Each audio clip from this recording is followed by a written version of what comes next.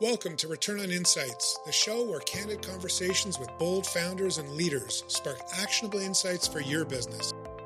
I'm David Lindover. And I'm Erin Abatangelo. Each week, we pull back the curtain with leaders who are scaling teams and shaping the future, sharing the insights that create impact far beyond the bottom line. Discover how high-performing companies build enduring cultures, inspire teams to think bigger, and turn vision into action. If you see storytelling as your strategic advantage, you're in the right place. Welcome to today's Return on Insights podcast. I'm David Lindover. From CyberCop to Cyber CEO, our guest today, Valentina Flores, brings a rare perspective, having chased cyber criminals as a federal task force detective before becoming CEO of her company Red Sentry.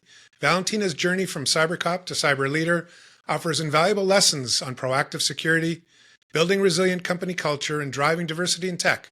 Today, Valentina is going to share her vision for how organizations can stay ahead by blending human insight with innovation. Welcome, Valentina. Thanks for having me. So which police or cybercrime investigations most directly influence the way you lead and build security at Red Sentry?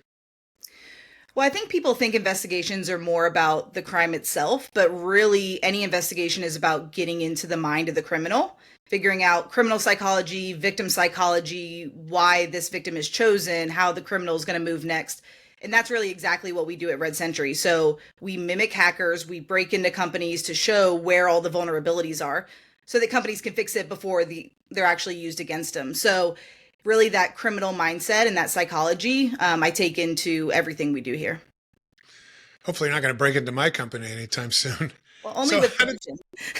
How did the idea for Red Sentry emerge, and kind of what inspired you to pursue entrepreneurship so quickly after public service? Yeah, I mean, I loved public service and I loved the work I was doing, but investigations are very reactive. Even on the joint federal task forces and with the best minds, it's a chase game. And when the opportunity presented to kind of move into the private sector and get more proactive and help companies before they're attacked, I just really wanted to move into that and try to make a difference proactively instead of just chasing the criminals around. Yeah, that makes good sense. I'd get frustrated chasing them around a lot. What's the biggest misconception SMBs have about cybersecurity? And I know you're targeting SMBs, but also moving up the stack, as they say. And how does Red Sentry address it? I mean, the biggest misconception overall is just everyone thinks they're not a target unless they have, millions in their bank account. People think that hackers are not targeting them. But hacker psychology in general is really misunderstood. People still think of hackers as guys in basements wearing hoodies, and sometimes that's true, but they also operate at this very highly organized level. And they really operate like organizations. Some of them have HR teams and they have these complex infrastructures. And what they realized a long time ago is really scaling their business. And they realized that instead of taking years to hack into one really secure company, they can instantly break into about 10,000 companies that are less secure and don't have all of these security practices. So SMBs are really becoming more and more of a target, even than mid-market and enterprises are. So I think that's something that SMBs really need to take seriously and start building security more into their business practice. It's not just a tech issue, it's a business issue. And especially leadership has to start taking it more seriously. It's so scary to think of cyber criminals as an organization, with HR departments. And a plan, right? And a budget to move forward. It's, it certainly justifies, the way you're tackling the business. So in what ways do gender and diversity challenges manifest in tech leadership? It's somewhat of a loaded question. Yeah. And what strategies have helped you overcome them? Yeah, I mean, so many ways. I mean, there's the classic just walking into the rooms and, just like that unspoken, are you in the right place? I think in tech specifically, there's a lot of ego involved, especially at the higher levels. And so I'm constantly on calls where people are just, throwing stuff at me, trying to throw me off, trying to show that they're smarter than everyone in the room. And especially like even among my peers in business, there was a lot of men that have MBAs and came from corporate backgrounds and know all these acronyms. And I think for my first year or so, I constantly had a Google tab up that just searched for the acronyms they were saying in calls and trying to figure out what they're talking about. And then I think over time, I realized that, a lot of times that ego, there wasn't a lot of substance backing it up. And I don't know if you've ever heard the phrase, the empty can rattles the loudest. Mm-hmm. And once I started to figure out, like what I brought to the table and started showing up more authentically, I think other people started responding well to that. So, the more I was myself and the more I backed myself, the more other people started to believe in me as well. So it was definitely a difficult transition, but I think it's important that there's more representation, and that I hope I'm that representation to other women or, minority founders who want to really break into the tech world. I'm sure you are. It takes a lot of courage to do that. Can you share a story where your background in law enforcement directly benefited one of your clients at Red Sentry? Yeah, I mean, my background in general, people think that ethical hacking is just tech, but it's not. It's a lot of people. It's a lot of working with the victims to keep them secure. Probably one of my favorite parts of this job is I actually volunteer a lot with retirement villages, Rotary clubs, elderly populations who are really at high risk of fraud. And, it's not teaching them some super complicated algorithm to be secure. It's sitting there and looking at their text messages and showing them red flags. And they'll text me a week later and say, should I click on this thing? And the answer is always no. So I think getting to help people in the community and getting to really educate people is by far my favorite part. And it's really it connects me back to my public safety roots, I think. So I do a lot of that, and I'm trying to do even more of it. So what core values drive your company's culture, and how do they influence your client relationships and, importantly, your service delivery?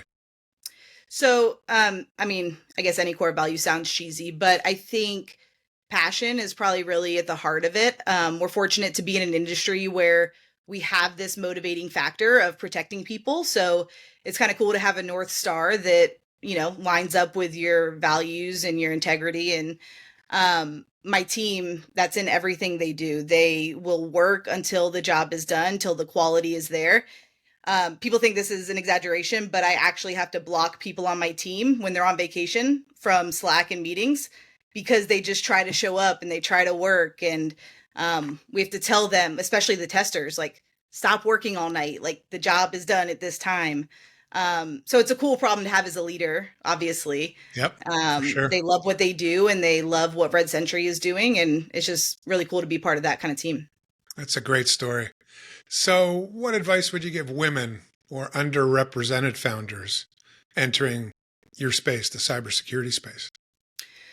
Well, I think there's, even taking cybersecurity out of it, the business space in general, less than 3% of venture capital funding goes to women and minority leaders. And that's crazy when you think about it, like less than 3%. So it's, there's definitely a fear when you enter into this world. And I think that leads a lot of people to try to blend in and try to be what they see around them. My advice is that I think I started seeing more success as I started rejecting that and being more myself and finding out what I bring to the table. Every leader has, strengths and weaknesses, and really leaning into those, I think, helped me a lot. And I also think nowadays, there's more and more space being held for, diversity in general. I speak a lot on cognitive diversity specifically, like people with ADHD and autism and things like that.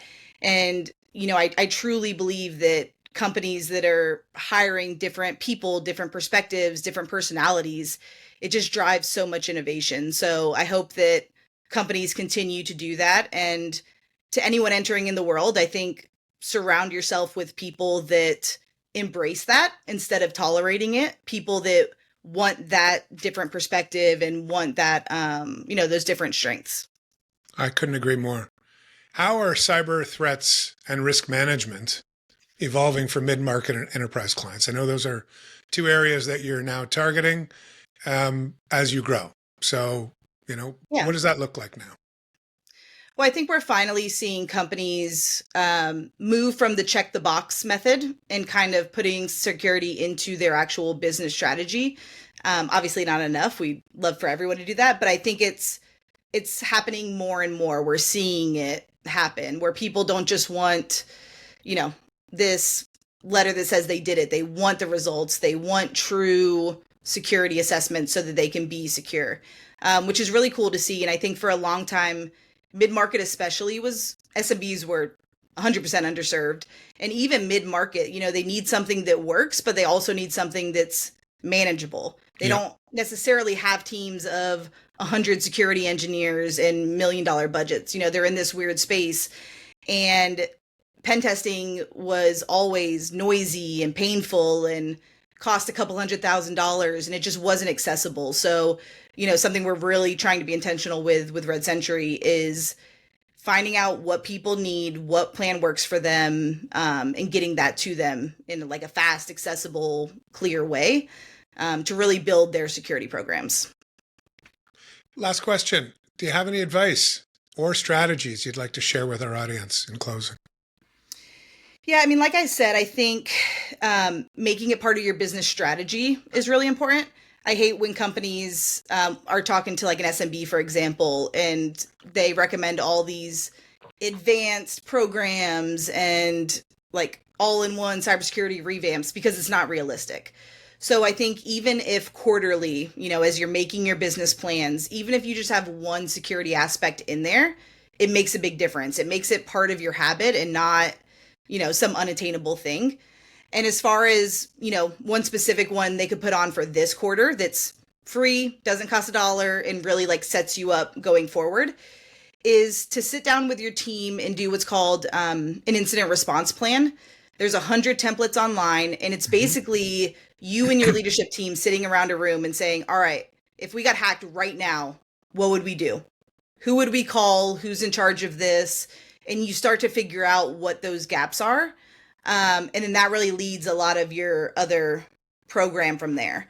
So that would be one of my first recommendations is just sit down and see who's in charge of what. Do we know what to do if we're attacked? And then obviously start, building out that program and the next few steps to really be more secure. My favorite phase in cybersecurity is you don't have to outrun the bear. You have to outrun the person next to you. And unfortunately, that's true. And every little step you take towards cybersecurity makes a huge impact. If that hacker is annoyed trying to break into you, he'll move on to someone easier. So even little steps just make a huge difference.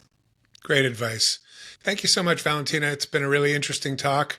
I hope to welcome you back in the near future. Thank you so much. Thanks for having me.